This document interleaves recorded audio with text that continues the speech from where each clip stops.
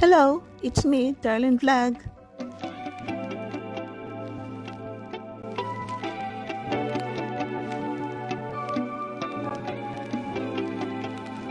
Good morning mga kalingap, good afternoon, good evening mga kachumkar. It's me, Darlene Vlog. So mga kalingap, mga kachumkar, kakaiba ang ating upload for today dahil maraming nagtatanong sa aking live, sa aking comment section, sa aking mga uploads, ano daw ang bagay na isusuot ni Carla sa Christmas ball dahil alam nila, yun nga, dahil fashionistas tayo, modista tayo, so nagtatanong po sila. So ngayon, imimik-over natin si Carla sa pamamagitan ng sketch.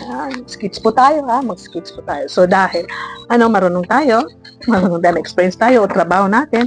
So mayroon akong mga konting papakita sa aking mga sketch. Ayan, marami ito. So siyempre gagawa tayo ng bago for Carla. Marami tayong mga sketch dito mga ka-chumkar. Ayan, mga gown. Dami to, ilang books ito eh. So kunti lang ipapakita ko. Yung mga mga gawa ko, mga sketch ko yan. So gagawa tayo ng bagong for Carla. Mag-sketch po tayo for Carla. Uy. Yeah. Then, may mga kunti lang.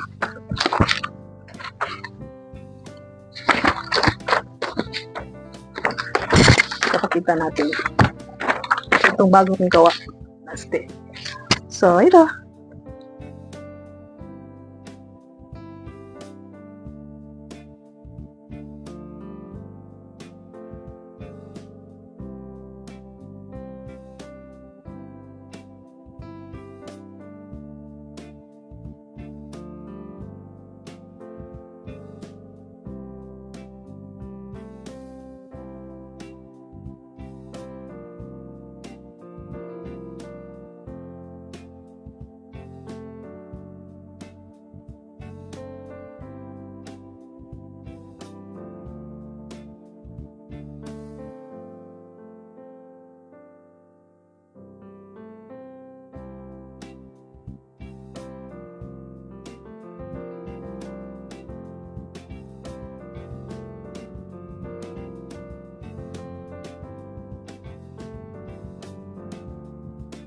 Ito mga ka-chumkar, natapos na ang ating sketch. Okay, so ito yung sabi ko na dahil nagre-request kayo, nagtatanong kayo kung anong bagay kay Carla sa Christmas ball. So ito ginawa ko na. Pero hindi ibig sabihin dahil yan ang ginawa ko, yan talaga yung susuot niya. So depende yung kay Carla kung anong available sa market, anong available sa shop, dress shop, sa mall, o gano'n. So hindi ibig sabihin na dahil yan ang ginawa ko, yan ang isusuot niya. Okay, so mga suggestion lang yun. Recommendation, ano pang masasabi natin? Ideas. So, depende kay Carla na isusuot. Kung anong isusuot niya. Kasi, naisip ko na, nung birthday niya, yellow ang sinuot niya. Bagay sa kanya, yellow kasi favorite niya. Nung sa na anniversary ng Jumcar, ang suot niya ay red. So, mahilig siya sa beige, mahilig siya sa flesh, sa black. So, parang hindi ko pa napansin na sumot siya sa green. So, naisip ko, dahil Christmas, so, bagay sa kanyang green, bagay sa kanya ang tangerine, mga ganun, mga dark color. So, I hope na may makita si Carla na color green, same sa ginawa ko na damit. Kung hindi available, wala po tayong magagawa, mga ka-Jumcar. So, panoorin natin vlog. Ang ating mga kailangan, ito ang ating gamitin. Size 3. Okay, size 3 ating gamitin, mga ka-Jumcar.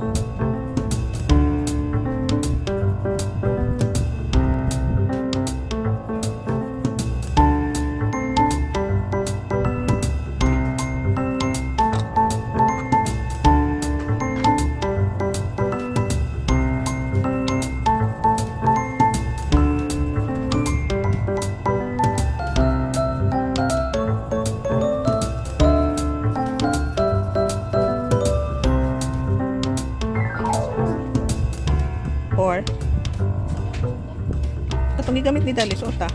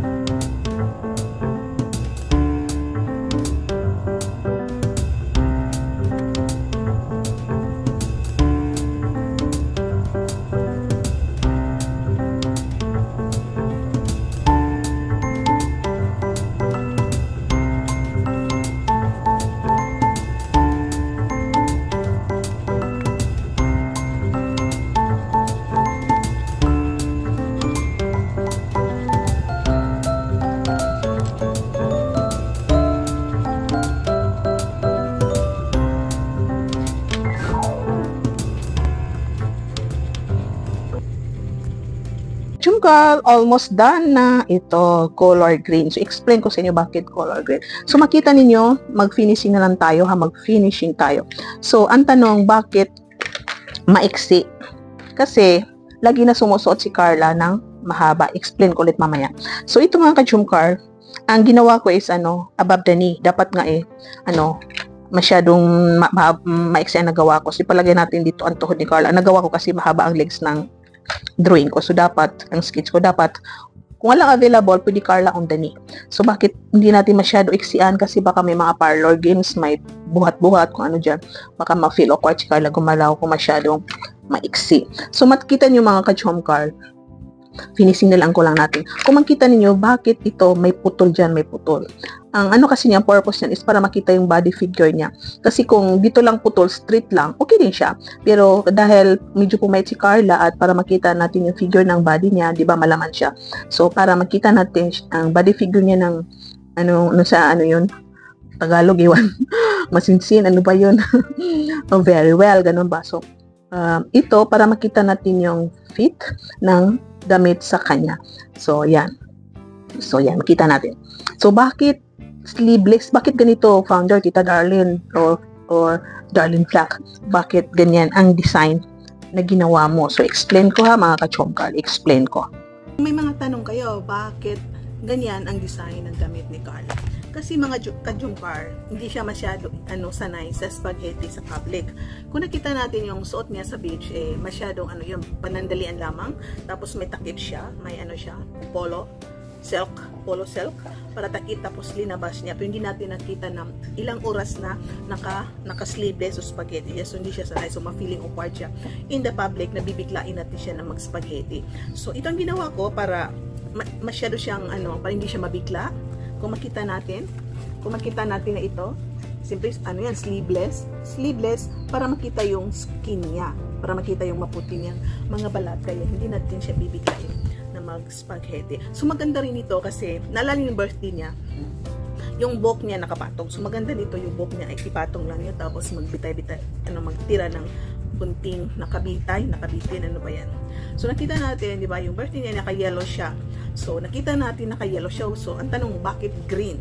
Bakit green? Kasi nung birthday niya naka-yellow siya. So nakita natin ang ganda-ganda niya sa naka-yellow siya. So parang sanay na tayo, hindi tayo nabigla. Kasi nakita natin naka-red siya. So, no anniversary nila sa Azor. So, hindi ko maalala kung may damit ba siya na green na mga formal. So, dahil formal ang damit, hindi ko siya masyadong binunggahan kasi baka naman ma-obvious siya na siya ang pinakabungga sa lahat-lahat. Tapos, ang sinabi lang is formal attire. Christmas ball, pero formal attire. Hindi sinabi semi-formal attire or formal attire. Hindi naman sinabi na nightgown, no? So, sabi lang ng formal attire. So, ito ay formal attire siya. Formal attire. So, bakit green? Hindi natin siya nakita na naka-green simula sa poll nang sumali siya sa maging Kalingap Angel siya. So, gusto ko makita siya na naka-green. Ewan ko kung gusto niyo. Pero, kung walang available sa store, dahil ang nasa store lang is red, yellow, black, or blue, ano ba yan? Kung ano ang kasya sa kanya. Paano kung may ganyan na design tapos hindi kasya sa kanya, ha? Ganito kasi yun. Baka naman, makatulad dati yung yung hotel yun, na maraming naghahanap bakit hindi gown ang suot ni Carla. So ganito yun. Mamaya baka naman mag-iba ang suot ni Carla, mag-bla-bla naman kayo, bakit naiba? Kasi ganito yun. Kung may gusto siyang isuot pero hindi available ang size, so walang choice, mapipilitan siya, isusuot niya yung damit na available sa kanya. Kasi hindi naman katulad ngayon, may mga Christmas parties, so ang mga tailoring shop, mga shop dyan, mga day shop, may mga yan na yun, yung paunahan, may mga nakarent na ng mga gown. So kung pupunta siya sa department store, maraming formal attire din siya sa department store. So hindi lahat ng damit ay gusto mo ay magkasya sa'yo. So minsan gusto mo pero hindi kasya sa'yo, maluwag sa'yo, masikip sa'yo. So no choice ka, kukunin mo yung isang choice na kasya sa'yo kahit hindi mo masyado gusto pero fit sa'yo. So no choice ka. So yan, mamaya baka mag-bla-bla naman kayo, bakit ganun ang suot ni Carla. So yun nga po, kung ano available sa market, sa store, yun minsan ang sinusuot natin, di ba? Napipilitan lang tayo or wala talagang choice kasi hindi naman pwede na pupunta ka ng diet for formal attire lang. Kung may mag-sponsor kay Carla, pinadala lang matagal na dahil matagal na na-announce ito. So baka bumili siya sa Shein, bumili siya sa TikTok, bumili sa Shopee or kung saan ba na online shop. So baka meron. So minsan pagdating ng damit, ay nako, hindi pala kasya sa akin. So dito yan. So, simple lang ginawa natin is formal attire. So, yun, sinabi ko na bakit green, bakit sa bewang, no? sa waistline ay putol, para makita yung form ng body ni Carla. Kasi kung straight lang siya, parang straight, minsan nakakataba yan siya, yung straight lang. Kung payat ka, lalo kang papayat. Kung taba ka, minsan lalo nakakataba yung straight. Depende sa figure ng body mo. So, yun, ito ang nakita ko na bagay kay Carla sa Christmas party ball ngayong December 22 ba yun? So December 21 natin.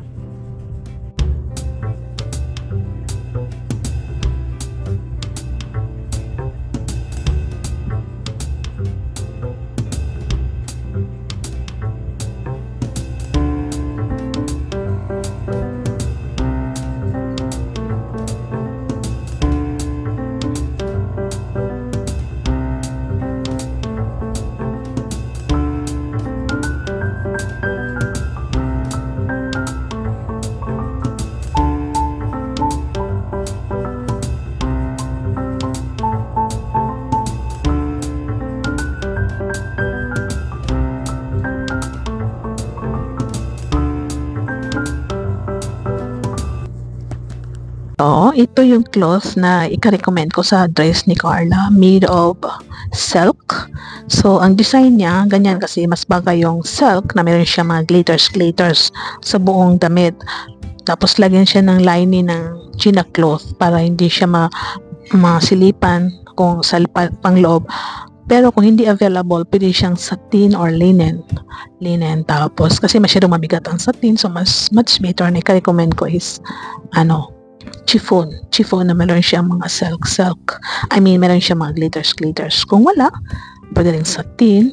Pero yun nga, pag sa kanya, pag ruffle mo is masyadong siya mabigat. So masyadong lulubo ang katawan. Tataba ang susot pag masyadong marami ang